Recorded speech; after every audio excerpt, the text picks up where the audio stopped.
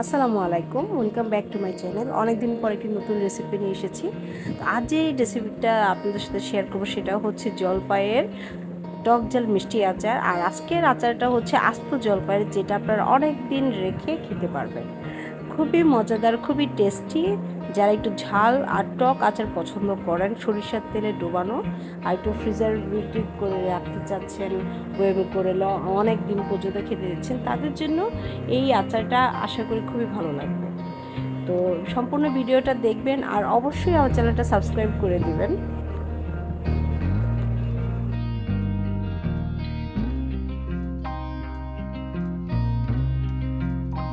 প্রথমে আমি এখানে দেখিয়ে দিচ্ছি যে আচারটা তৈরি করতে আমি কি নিয়েছি। আর এখানে নিয়েছি আমি 1 কেজির থেকে একটু বেশি জলপাই, একটু বড় বড় আস্তা জলপাই নিয়ে নিয়েছি, একটা আস্তা রসুন, শুকনো মরিচ, সরিষা, পাঁচফোড়ন, তেজপাতা, চিনি আর সরিষার তেল।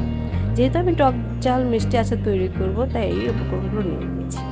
তো প্রথমে আমি জলপাইটা ধুয়ে নিয়েছিলাম, ধুয়ে তারপর এই যে জলপাইগুলো জাস্ট এভাবে একটু দাগ টেনে নিচ্ছি, যেন যখন আমি এগুলো মানে আচার বানাবো তখন এগুলোর মধ্যে পুরো মশলাটা মিশে যায় আর জলপাইটা খুব আলে সেদ্ধ হয়ে যায়। এভাবে আমি পুরোটা সবগুলো জলপাই কেটে দিচ্ছি।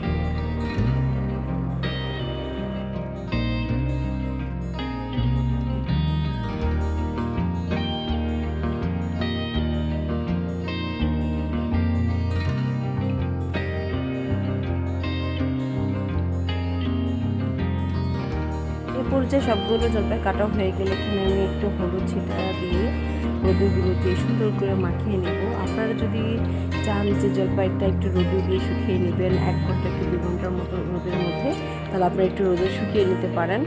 আমি জলপাই সবগুলো মাখিয়ে রোদে দিয়ে এসেছি। তো এই পর্যায়ে চলে এসেছি আমি চুলায়। তো এখানে আমি সরিষার তেল গরম করে নিয়েছি, আর এখানে কিন্তু অনেকটা পরিমাণ সরিষার তেল নিয়েছি, প্রায় 1 কাপের থেকে বেশি।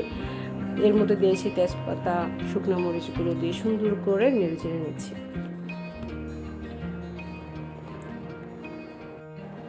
এর মাঝে দিয়ে দিচ্ছি জলপাইগুলো কিন্তু আমি 1 ঘন্টার মধ্যে রোদে রেখেছিলাম, হলুদগুলো একদম শুকিয়ে গেছে।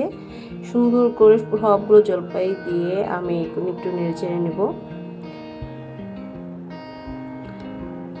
এই রেসিপিটা হচ্ছে আমার মতো মনে হয় যে সবচেয়ে সহজ আর ইজি একটা রেসিপি। আপনারা যারা আচার বানাতেও পারেন না, একবার দেখলে খুব ইজিলি এটা বানিয়ে ফেলতে পারবেন।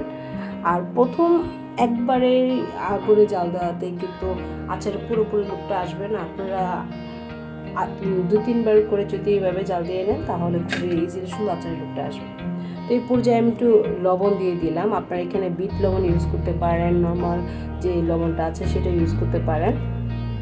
আর আমি আচারে একটু লবণের পরিমাণ মোটামুটি একটু বেশি দিই, কারণ যখন আচারটা খাবো তখন খুব ভালো লাগে।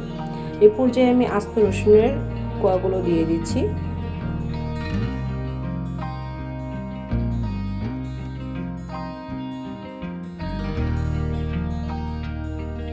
এভাবে পরপর কিছুক্ষণ নেড়ে চেড়ে সুন্দর করে আমি এখানে যে পাঁচফোড়নগুলো তেলে গুঁড়ো করে নিয়েছিলাম সেগুলো দিয়ে দেবো এখন। আর শুকনো মরিচ তেলে সেটা আমি গুঁড়ো করে নিয়েছিলাম, এটা দিলাম, কারণ আমি যেহেতু ঝাল টক মিষ্টি আচারটা তৈরি করব, সেখানে একটু ঝাল ঝাল না হলে ভালো লাগবে না। আর এখানে যে চিকন মরিচগুলো আছে সেগুলো দিচ্ছি, আর আমি একটু আস্তা মরিচ এখানে ইউজ করেছিলাম। আর এই পর্যায়ে দিয়েছি সরিষা পেস্ট। আমি সরিষাগুলো পেস্ট করে নিয়েছিলাম, যার কারণে সুন্দর একটা গ্রেভি ক্রিয়েট হয় এখানে, আস্তা সরিষার একটা গ্রেভি। এতক্ষণে আপনারা সরিষা, রসুন আর পাঁচফোড়নের সুন্দর একটা ফ্লেভার পেয়ে যাবেন আচারের মধ্যে। এই পর্যায়ে এখানে কিন্তু সবগুলো সরিষা সিদ্ধ হয়ে গিয়েছে, জলপাইগুলো একটু মিক্স হয়ে গেছে সরিষার সাথে। আমি এই পর্যায়ে দিয়ে দিচ্ছি চিনি। এখানে 1 কাপ চিনি দিয়ে দিচ্ছি, যেহেতু এখানে জলপাইয়ের পরিমাণ ছিল 1 কেজি।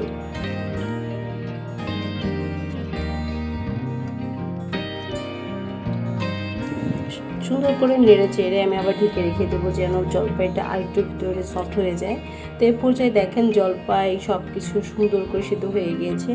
আমি এই পর্যায়ে এসে একটু বিট লবণ দিয়ে দিচ্ছি। আগেই বলেছিলাম আপনারা বিট লবণ, নর্মাল লবণ দুইটাই এখানে ইউজ করতে পারেন। আমি প্রথমে নর্মাল সল্ট দিয়েছিলাম, আর এখন বিট লবণটা দিয়ে দিচ্ছি।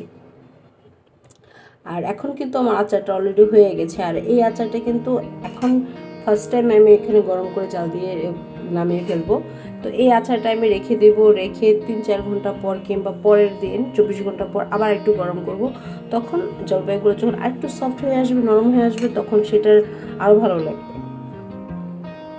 এই যে 24 ঘন্টা পর যখন আমি জলপাইটা আবার গরম করলাম, তখন এটার লুক হচ্ছে এটা। তো খুবই ইজি, খুবই সহজে আপনার জলপাইয়ের আচার তৈরি করতে পারেন। আস্ত জলপাইয়ের এটা এখন বয়ামে করে আপনার অনেক দিন রেখে খেতে পারেন। অবশ্যই ফ্রিজে নর্মালে রেখে আপনারা খুবই মজা করে এটা খেতে পারবেন। এটাই ছিল আজকের আমার সহজে তৈরি করে জলপাইয়ের রেসিপি। সবাই ভালো থাকবেন, আল্লাহ হাফিজ।